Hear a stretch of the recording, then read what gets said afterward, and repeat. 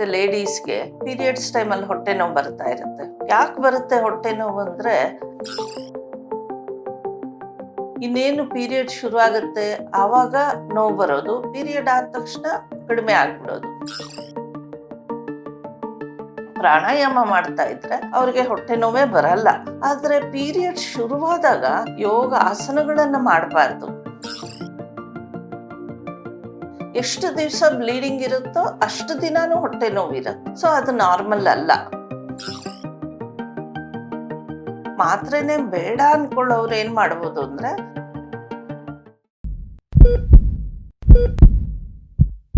ನಮಸ್ಕಾರ, ನಾನು ಡಾಕ್ಟರ್ ಸರಸ್ವತಿ ರಮೇಶ್ ಅಂತ, ಸ್ತ್ರೀ ರೋಗ ಪ್ರಸೂತ ತಜ್ಞೆ.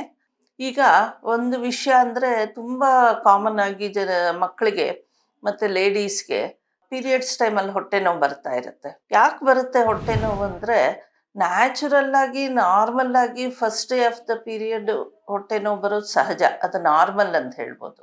ಅದಕ್ಕೆ ಸ್ಪ್ಯಾಸ್ಮೋಡಿಕ್ ಡಿಸ್ಮೆನೋರಿಯಾ ಅಂತೀವಿ. ಇನ್ನೇನು ಪೀರಿಯಡ್ ಶುರು ಆಗುತ್ತೆ ಆವಾಗ ನೋವು ಬರೋದು, ಪೀರಿಯಡ್ ಆದ ತಕ್ಷಣ ಕಡಿಮೆ ಆಗ್ಬಿಡೋದು, ಅಥವಾ ಫಸ್ಟ್ ಡೇ ಇರೋದು ಆಮೇಲೆ ಕಡಿಮೆ ಆಗೋದು, ಇದು ನಾರ್ಮಲ್ ಸ್ಪ್ಯಾಸ್ಮೋಡಿಕ್ ಡಿಸ್ಮೆನೋರಿಯಾ ಅಂತ. ಯಾಕಪ್ಪ ಹೊಟ್ಟೆ ನೋವು ಬರುತ್ತೆ ಅಂದ್ರೆ, ಗರ್ಭಕೋಶ ಮಸಲ್ ಕಂಟ್ರಾಕ್ಟ್ ಆಗಿ ಆಮೇಲೆ ಬ್ಲಡ್ ಹೊರಗಡೆಗೆ ಬರೋದು. ಆ ಮಸಲ್ ಕಂಟ್ರಾಕ್ಷನ್ ಇಂದ ನೋವು ಗೊತ್ತಾಗತ್ತಷ್ಟೆ. ಆದ್ರೆ ಕೆಲವು ಸರಿ ಕಂಜೆಸ್ಟಿವ್ ಡಿಸ್ಮೆನೋರಿಯಾ ಅಂತಿರುತ್ತೆ. ಗರ್ಭಕೋಶದ ಕಾಯಿಲೆ ಇದ್ರೆ, ಗರ್ಭಕೋಶದಲ್ಲಿ ಗಡ್ಡೆಗಳಿದ್ರೆ, ಅಥವಾ ಗರ್ಭಕೋಶದಲ್ಲಿ ಇನ್ಫೆಕ್ಷನ್ ಇದ್ರೆ, ಅಥವಾ ಗರ್ಭಕೋಶದ ಪಕ್ಕದಲ್ಲಿ ಓವರೀಸ್ ಅಂತಿರತ್ತೆ, ಆ ಅಂಡಾಶಯದಲ್ಲಿ ಏನಾದರೂ ಕಾಯಿಲೆ ಇದ್ರೆ, ಸಿಸ್ಟ್ ಇದ್ರೆ, ಎಂಡೋಮೆಟ್ರಿಯೋಸಿಸ್ ಇದ್ರೆ, ಇವೆಲ್ಲ ಪ್ರಾಬ್ಲಮ್ಸ್ ಇರುವಾಗ ಕಂಜೆಸ್ಟಿವ್ ಡಿಸ್ಮೆನೋರಿಯಾ ಅಂತ ಆಗುತ್ತೆ. ಅದು ಹೇಗಿರತ್ತಪ್ಪ ಅಂದ್ರೆ, ಅದು 1 or 2 days ಮುಟ್ಟಿಗೆ ಮುಂಚೆನೇ ನೋವು ಶುರು ಆಗುತ್ತೆ, ಮತ್ತೆ ಮುಟ್ಟು ಶುರು ಆದ್ಮೇಲೆ ನೋವು ಜಾಸ್ತಿ ಆಗುತ್ತೆ. ಎಷ್ಟು ದಿವಸ ಬ್ಲೀಡಿಂಗ್ ಇರುತ್ತೋ ಅಷ್ಟು ದಿನಾನು ಹೊಟ್ಟೆ ನೋವು ಇರುತ್ತೆ. ಸೊ ಅದು ನಾರ್ಮಲ್ ಅಲ್ಲ. ಯಾರಿಗಾದ್ರೂ ಈ ರೀತಿ ಕಂಜೆಸ್ಟಿವ್ ಡಿಸ್ಮೆನೋರಿಯಾ ಇದ್ರೆ ತಕ್ಷಣ ಏನಕ್ಕೆ ಇರ್ಬೋದು ಅಂತ ಡಾಕ್ಟರ್ ಹತ್ರ ತಪಾಸಣೆ ಮಾಡಿಸ್ಕೋಬೇಕು. ನಾವು ಸ್ಕ್ಯಾನ್ ಮಾಡಿದ್ರೆ ನಮ್ಗೆ ಗೊತ್ತಾಗುತ್ತೆ ಅವ್ರಿಗೆ ಫೈಬ್ರಾಯ್ಡ್ ಗಡ್ಡೆ ಇರೋದು, ಅಥವಾ ಪೆಲ್ವಿಕ್ ಇನ್ಫೆಕ್ಷನ್ ಇರ್ಬೋದು, ಚೆಕಪ್ ಮಾಡಿದಾಗ ಗೊತ್ತಾಗುತ್ತೆ, ಅಥವಾ ಓವರೀಸಲ್ಲಿ ಎಂಡೋಮೆಟ್ರಿಯೋಸಿಸ್ ಸಿಸ್ಟ್ ಇರ್ಬೋದು, ಗಡ್ಡೆಗಳಿರ್ಬೋದು ಓವರಿಯಲ್ಲಿ. ಸೊ ಇದು ಯಾವುದೇ ತೊಂದರೆ ಇದ್ರೂ ಸಹ ಕಂಜೆಸ್ಟಿವ್ ಡಿಸ್ಮೆನೋರಿಯಾ ಆಗ್ಬೋದು. ಸೊ ಈ ಥರ ಯಾವ ತೊಂದರೆ ಇದೆ, ಮತ್ತು ಆ ತೊಂದರೆಗೆ ಏನು ಮಾಡಬೇಕು, ಆಮೇಲೆ ಅವ್ರಿಗೆ ವಯಸ್ಸು ಎಷ್ಟಾಗಿದೆ, ಮಕ್ಕಳಾಗಿದೆಯಾ ಇಲ್ವಾ, ಮದುವೆ ಆಗಿದೆಯಾ ಇಲ್ವಾ, ಅದ್ರ ಮೇಲೆ ನೋಡಿಕೊಂಡು ನಾವು ಟ್ರೀಟ್ಮೆಂಟ್ ಶುರು ಮಾಡ್ತೀವಿ. ಈಗ ಸ್ಪ್ಯಾಸ್ಮೋಡಿಕ್ ಡಿಸ್ಮೆನೋರಿಯಾ ಅಂತ ಫಸ್ಟ್ ಡೇ ನೋವು ಬರುತ್ತಲ್ಲ, ಅದಕ್ಕೆ ಎಂಥ ಟ್ರೀಟ್ಮೆಂಟು ಬೇಕಾಗಿಲ್ಲ.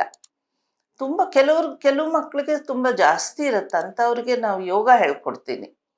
ಆ ಯೋಗ ಮಾಡೋದ್ರಿಂದ ಸ್ಪ್ಯಾಸ್ಮೋಡಿಕ್ ಡಿಸ್ಮೆನೋರಿಯಾ ಕಡಿಮೆ ಆಗಿಬಿಡತ್ತೆ. ಅಥವಾ mild dose of medicines, spasm ಕಡಿಮೆ ಮಾಡೋಕ್ಕೆ ಆ್ಯಂಟಿ ಸ್ಪ್ಯಾಸ್ಮೋಡಿಕ್ ಟ್ಯಾಬ್ಲೆಟ್ಸ್ ಕೊಡ್ತೀವಿ, ಅದು ತಗೋಬೋದು. ಅದು ಆ್ಯಕ್ಟ್ ಆಗೋದು ಬರೀ 8 hour ಮಾತ್ರ.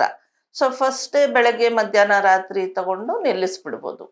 ಆಮೇಲೆ ಮಾತ್ರೆನೇ ಬೇಡ ಅಂದ್ಕೊಳ್ಳೋರು ಏನು ಮಾಡ್ಬೋದು ಅಂದರೆ, ಎಲ್ಲಿ ನೋವು ಬರುತ್ತೋ ಅಲ್ಲಿ ಕೋಲ್ಡ್ ಪ್ಯಾಕ್ ಹಾಕ್ಬಿಟ್ಟು ಅದ್ರ ಮೇಲೆ ಒಂದು ಟವಲ್ ಸುತ್ಕೊಂಡ್ಬಿಟ್ಟು ಹೊಟ್ಟೆ ಮೇಲೆ ಮಲ್ಕೋಬೇಕು. ಆ ಹೊಟ್ಟೆ ಮೇಲೆ ಮಲ್ಕೊಳ್ಳೋದ್ರಿಂದ ಒಂದು ಅರ್ಧ ಗಂಟೆ ರೆಸ್ಟ್ ಮಾಡಿದ್ರೆ ಹೊಟ್ಟೆ ನೋವು ಕಡಿಮೆ ಆಗಿಬಿಡತ್ತೆ. ಮತ್ತು ಯೋಗಾಭ್ಯಾಸ ಮಾಡಿ ಪ್ರಾಣಾಯಾಮ ಮಾಡ್ತಾ ಇದ್ರೆ ಅವ್ರಿಗೆ ಹೊಟ್ಟೆ ನೋವೇ ಬರಲ್ಲ. ಅದು ಗರ್ಭಕೋಶಕ್ಕೆ ಬ್ಲಡ್ ಸಪ್ಲೈ ಚೆನ್ನಾಗಿ ಇಂಪ್ರೂವ್ ಆಗಿ ಆ ಪೇಯ್ನ್ ಅವ್ರಿಗೆ ಫೀಲ್ ಆಗಲ್ಲ. ಆದರೆ ಪೀರಿಯಡ್ ಶುರುವಾದಾಗ ಯೋಗ ಆಸನಗಳನ್ನು ಮಾಡಬಾರ್ದು. ಅವರು ಬ್ರೀದಿಂಗು, ಪ್ರಾಣಾಯಾಮ, ಮೆಡಿಟೇಷನ್ ಕಂಟಿನ್ಯೂ ಮಾಡ್ಕೋಬೋದು. ಪೀರಿಯಡ್ ಶುರು ಆಗಕ್ಕೆ ಮುಂಚೆ ಈ ಗರ್ಭಕೋಶಕ್ಕೆ ಒಳ್ಳೆ ಆಸನಗಳಾಗಿರೋಂಥ ವಜ್ರಾಸನ, ಬದ್ಧಕೋಣಾಸನ, ಸೂರ್ಯ ನಮಸ್ಕಾರ ಅವೆಲ್ಲ ಮಾಡ್ಬೋದು. ಲೂಸನಿಂಗ್ ಪ್ರಾಕ್ಟೀಸಸ್ಸು ಅವೆಲ್ಲ ಮಾಡೋದ್ರಿಂದ ಅವ್ರಿಗೆ ಹೊಟ್ಟೆ ನೋವೇ ಬರಲ್ಲ. ಈಗ ಕಂಜೆಸ್ಟಿವ್ ಡಿಸ್ಮೆನೋರಿಯಾ ಅಂದರೆ ಮುಟ್ಟಿಗೆ ಮುಂಚೆನೇ ನೋವು ಬರುತ್ತಲ್ಲ, ಅಂಥವ್ರಿಗೆ ನಾವು ಈ ಮಾತ್ರೆಗಳೆಲ್ಲ ಅವ್ರಿಗೇನು ಹೆಲ್ಪು ಆಗಲ್ಲ. ಯಾವ ಕಾರಣ ಇದೆ ಅಂತ ತಿಳ್ಕೊಂಡು ಆ ಕಾರಣಕ್ಕೆ ಸರಿಯಾದ ಟ್ರೀಟ್ಮೆಂಟ್ ಕೊಡಬೇಕು.